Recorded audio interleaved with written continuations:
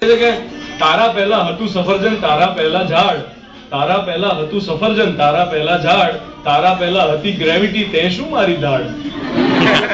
તારા પહેલા આગ હતી ને તારા પહેલા વાયુ, તારા હાથે આ દુનિયામાં કશું નથી સર્જાયું. તો લઈ જાત તું આવવાનો જવાનો, સમય આ હતો છે અને રહેવાનો. મારું તારું તારું મારું ના કર, તારું મારું મારું તારું ના કર. ઘડી બે ઘડી નીચે આ સફર, પામીને બધું તું છોડ બંધા, છોડીને બધું તું પામું બંધા. ફૂલ સર્કલ ફૂલ સર્કલ ફૂલ સર્કલ ફૂલ. હરિઓમ હરિઓમ. ચિરાગનું અદભુત આખું થિંકિંગ જ.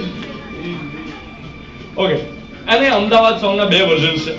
એક વર્ઝન જે છે એ દેશી બીટ છે, એક વર્ઝન જે છે વિદેશી બીટ છે. તમે જે પરદેશી બીટ સાંભળો છો એ રેડિયો પર સાંભળી રહ્યા છો આજકાલ, અને દેશી બીટ્સ વાળું વર્ઝન જે છે એ અમે સૌથી પહેલા કમ્પોઝ કર્યું હતું. પરદેશી બીટ્સમાં રેપ છે ને દેશીમાં નથી. દેશીનો ટોન થોડો જુદો છે, એમાં રિધમ ને સાઉન્ડ થોડો જુદો છે. પરદેશી વર્ઝન જે છે હિલપન અને રાહુલ કરીને અમારા બે ફ્રેન્ડ છે, એ લોકોએ ક્રિએટ કર્યું છે. રીક્રિએટ કરવાનું હતું અમારે, એટલે અમે લોકો એમાંથી ખસી ગયા. અમે લોકોએ કીધું કે અમે આ સોંગની સાથે એટલું બધું રહ્યા છીએ ને કે આ કોઈ બીજાએ જ કરવું પડશે, રીક્રિએટ કરવાનું હોય. તો હિલપન ને રાહુલે બહુ સરસ રીતે કામ કર્યું છે. So these are the 8 songs. I think I have spoken about all the songs, right? Any questions that you have about the album? Yeah.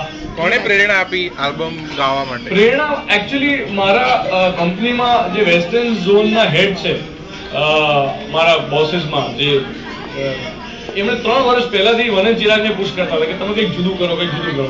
અમે બે જણા સિરિયસલી લેતા નહોતા. ચિરાગ અને હું, અમે બંને જણા એવા છે કે કવિતા લખ્યા પછી ક્યાં મૂકી હોય યાદ ના હોય.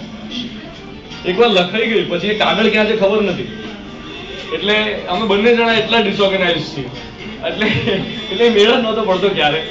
There are a lot of poetries that we have written together, અને એ ક્યાં ફોલ્ડર સેવ કર્યું છે એ અમને યાદ નથી અત્યારે.